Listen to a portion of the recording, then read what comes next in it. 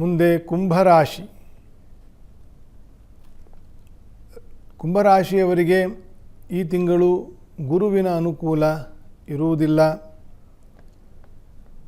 ಸ್ವಲ್ಪ ಪರೀಕ್ಷೆಯ ಸಮಯ ಆಗ್ತದೆ.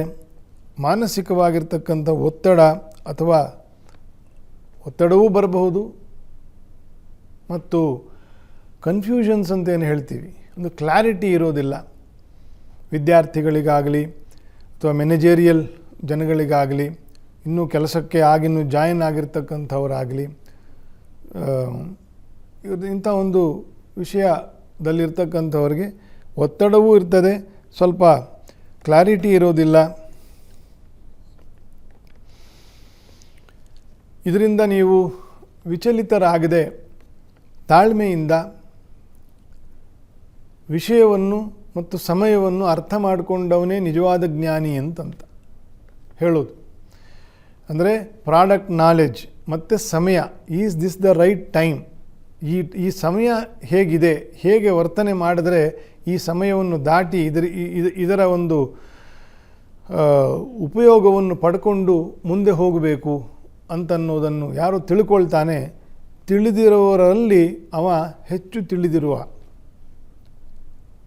ಅಂತ ಒಂದು ನಾಣ್ಣುಡಿ ಇದೆ. ಹಾಗಾಗಿ ಸಮಯವನ್ನು ತಿಳ್ಕೊಳ್ಬೇಕು, ಪ್ರಾಡಕ್ಟ್ ನಾಲೆಡ್ಜು ಇರಬೇಕು. ಆಗ ಮನುಷ್ಯನಿಗೆ ತಾಳ್ಮೆ ಬರ್ತದೆ. ಅಂತಹ ತಾಳ್ಮೆ ಬೇಕಾಗಿರ್ತಕ್ಕಂತಹ ತಿಂಗಳಲ್ಲಿ ಕುಂಭರಾಶಿಯವರು ಇದ್ದೀರಿ. ವೃದ್ಧರಿಗೆ, ಮಕ್ಕಳಿಗೆ, ಸ್ತ್ರೀಯರಿಗೆ ಸ್ವಲ್ಪ ದೋಷಗಳು ಜಾಸ್ತಿ ಇದೆ. ಗುರುವಿನ ಅನುಕೂಲ ಇಲ್ಲದ ಕಾರಣ.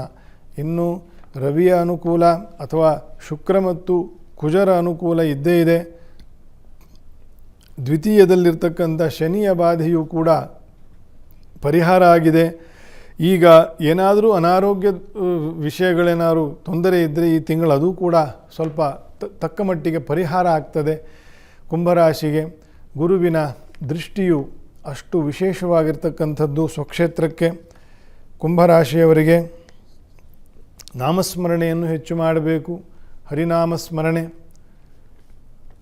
ದುರ್ಗಾದೇವಿಯ ಆರಾಧನೆ, ಸಾಧ್ಯವಾದರೆ ನಾಗಕ್ಷೇತ್ರಗಳಿಗೆ, ಸುಬ್ರಹ್ಮಣ್ಯ ಕ್ಷೇತ್ರಗಳಿಗೆ ಹೋಗಿ ಅಲ್ಲಿ ಭಕ್ತಿಯಿಂದ ನಮಸ್ಕಾರಾದಿ ಸೇವೆಗಳನ್ನು, ಆ ದರ್ಶನವನ್ನು, ಇದನ್ನೆಲ್ಲ ಮಾಡಿಕೊಳ್ತಾ ಹೋಗ್ತಾ ಇದ್ದರೆ ಬಹಳ ಒಳ್ಳೆಯದು. ಕುಂಭರಾಶಿಯವರು ಕೂಡ ಮತ್ತು ಮೀನರಾಶಿಯವರಿಗೂ ಕೂಡ ಇದೇ ಸೇವೆಗಳನ್ನೇ ಒಳ್ಳೆಯದಾಗ್ತದೆ.